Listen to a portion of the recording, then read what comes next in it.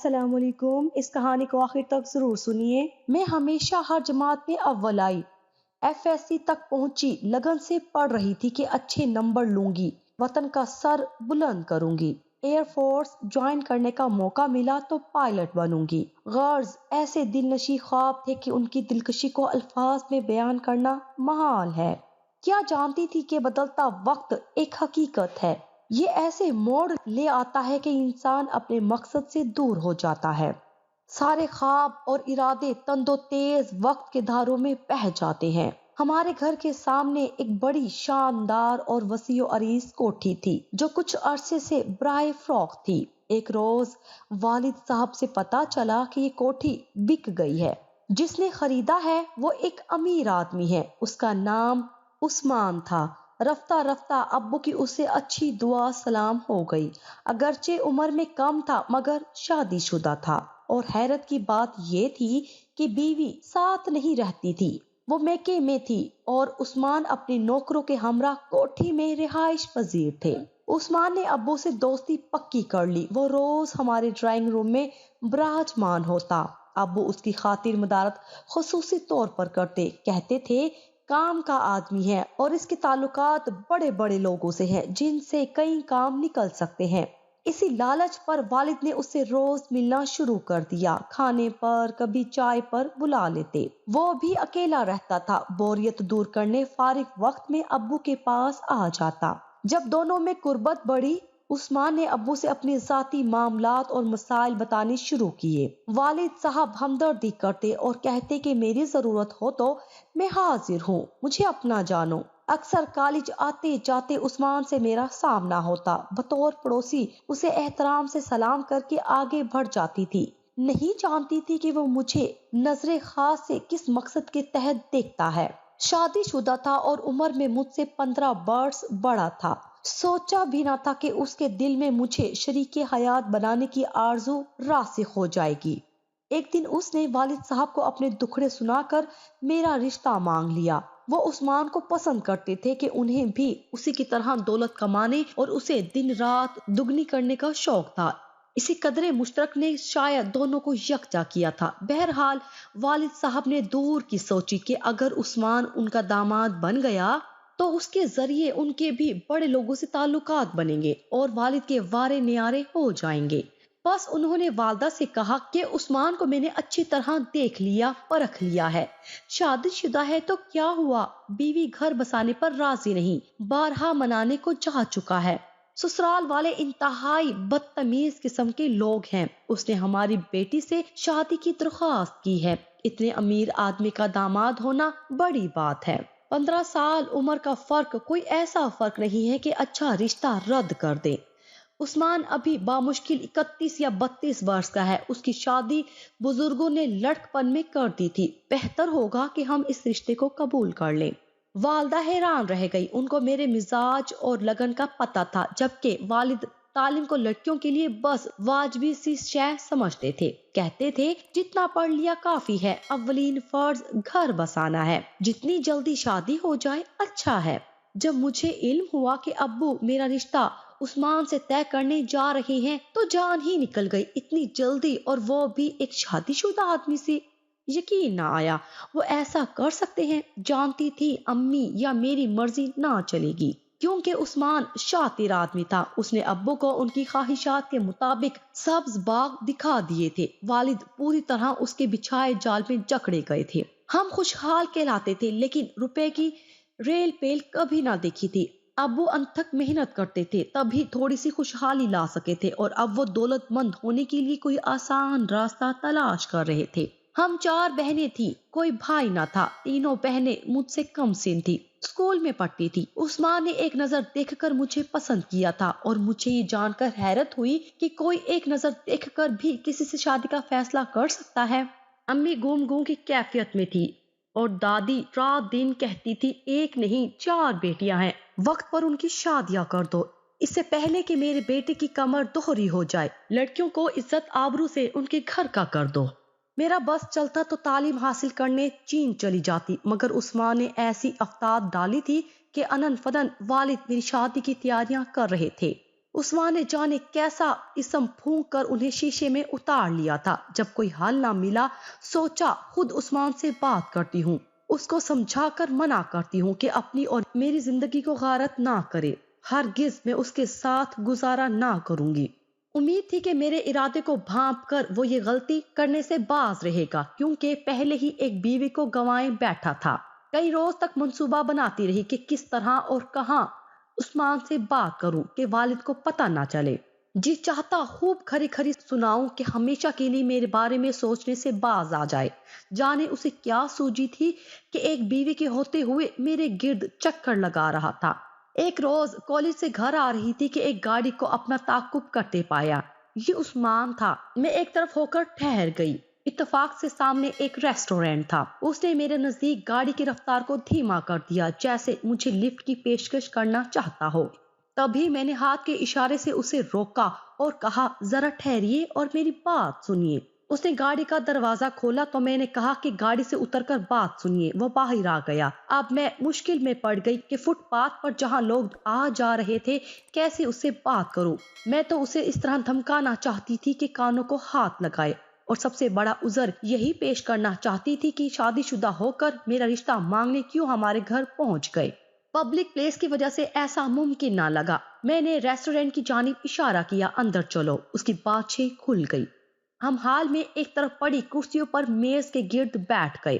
بڑی خوش نصیبی ہے جو آپ نے خود مجھے عزت دی، میں تو ایسا سوچ بھی نہیں سکتا تھا۔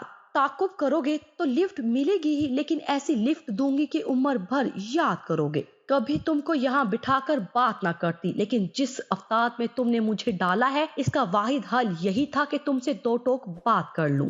تم نے مجھے اس قابل سمجھا، میں کتنا خوش قسمت ہوں۔ اس نے بات شروع کی، یہ تو آپ کو بعد میں پتا چلے کہ آپ خوش قسمت ہیں یا نہیں، مگر میری عرض سن لیجئے کہ یہ لفٹ میں نے آپ سے باتیں کرنے کے شوق میں نہیں لی، بلکہ آپ سے یہ پوچھنا مطلوب ہے کہ آپ شادی شدہ ہیں، پھر دوسری شادی کی کیا ضرورت پیش آ گئی، وہ بھی مجھ غریب کمسن اسٹوڈنٹ کو آپ نے طاقہ، جس کی زندگی کا مقصد اعلیٰ تعلیم حاصل کرنا ہے۔ اس نے میرے سنجیدہ لہجے کو انتہائی غیر سنجیدہ موڈ میں لیا۔ وہ ہنس پڑا، پھر گویا ہوا، آپ واقعی شادی نہیں کرنا چاہتی یا مجھ سے شادی نہیں کرنا چاہتی کہ میں شادی شدہ ہوں؟ دونوں باتیں سمجھ لیں۔ پڑھائی کا جہاں تک معاملہ ہے یہ شادی کے بعد بھی جاری رکھی جا سکتی ہے، اور دوسری بیوی کا معاملہ ہے تو آپ میری بیوی سے خود ملے۔ اس کا ذہنی توازن درست نہیں ہے، میری چچا کی بیٹی ہے اور چچا کی بڑی جائیداد کی تنہا وارث ہے، اسی لیے مجھے بزرگوں نے کمسنی میں قربانی کا بکرا بنا دیا۔ آپ میری والدہ، بہن، گھر والوں سب سے مل کر اس معاملے کی تصدیق کر سکتی ہیں۔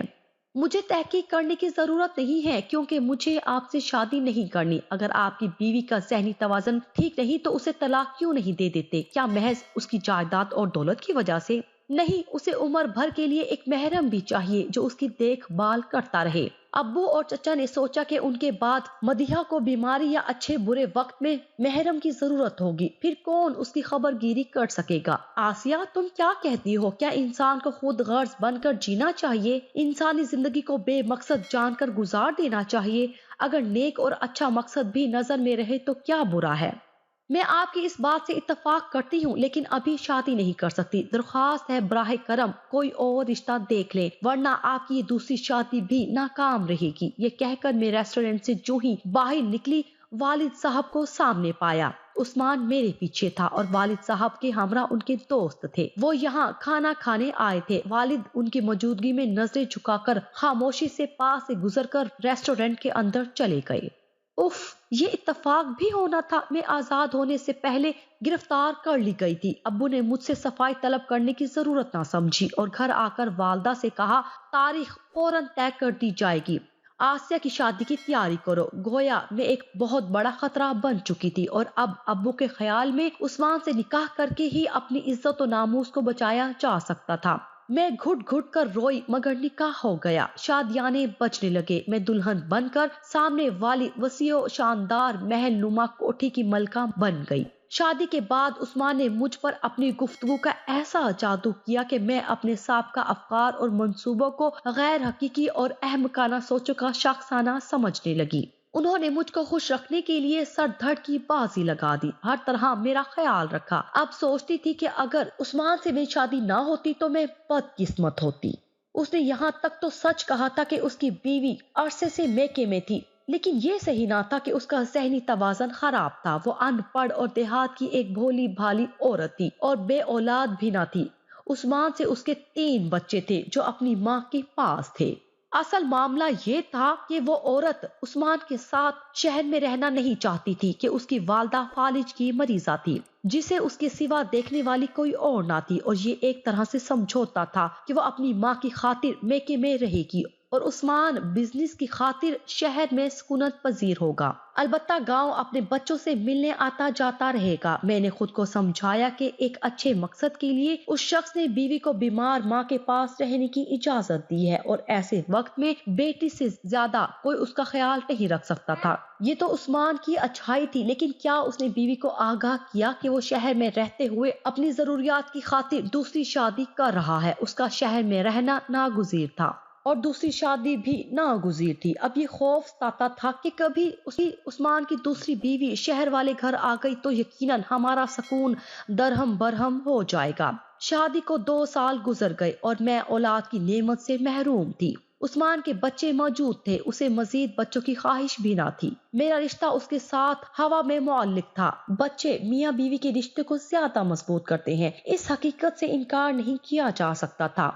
इन्हीं दिनों उस्मान कुछ परेशान रहने लगे। पूछा, क्या परेशानी है? कहा, कुछ नहीं, कारोबारी परेशानी है जिसके लिए अफसरान की खुशनुदी हासिल करना जरूरी है। सोचता हूँ कि उनके घर पर दावत कर दूं तो बात बन जाएगी, अगर तुम साथ दो।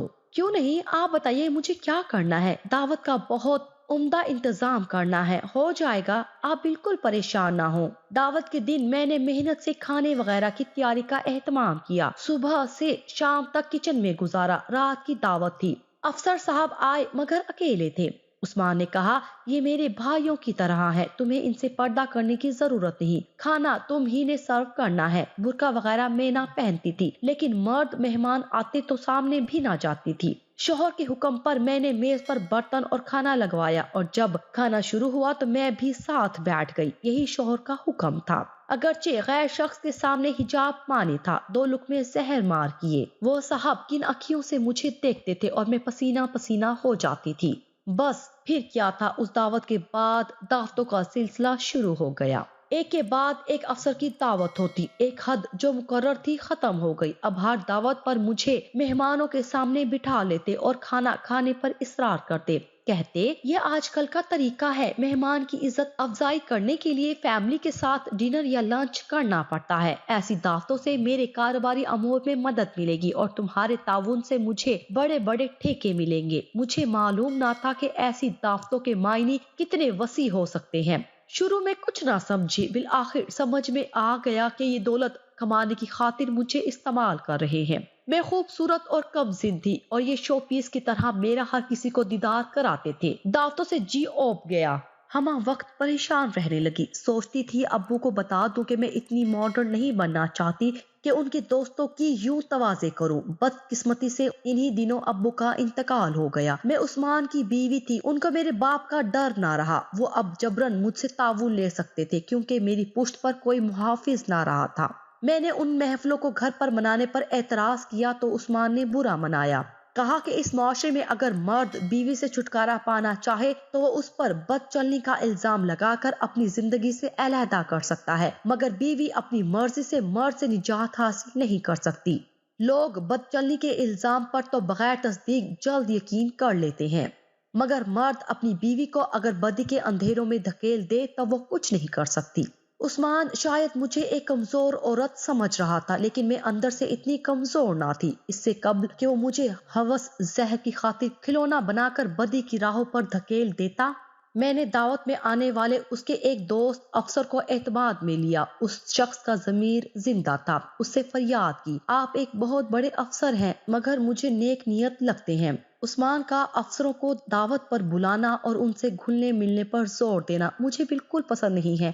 मेरा ऐसा मिजाज नहीं है। मैं इस आदमी के इन अतवार से समझौता नहीं करना चाहती। आप मेरी मदद करें। क्या तुम खुला लेना चाहती हो? जी हाँ, उस्मान की नीयत जान चुकी हूँ। अब तो दावत में शराब भी रखी जाती है। मुझे ये मंजूर नहीं कि किसी गैर मर्द की इस तरह मेहमान नवाजी करूँ। इससे आगे की मंजिल क्या होगी आप खुद सोच सकते हैं। उस अफसर का नाम अशरफ था। उसकी गैरत जाग गई। मैंने मैनोशी की महफिलों में साकी बनने के साथ साथ उस्मान जैसे तमाम परस्त शख्स से भी निजात पा ली। अदालत से खुला लेने के बाद मैंने शादी नहीं की, क्योंकि अब मेरे लिए शादी में कोई कशिश बाकी ना रही थी। खुद को माजूर लोगों की बहाली के एक इदारे के लिए वक्फ कर दिया, जहां इन बेकसों की मदद करके सच्ची खुशी मिलती थी, ऐसी खुशी के जिसकी मुझे तलाश थी। अब मैं एक मुतमईन जिंदगी गुजार रही हूँ। सच कहती हूँ, सदके दिल से इंसानियत की खिदमत करने से बढ़कर और कोई राह सुकून नहीं है।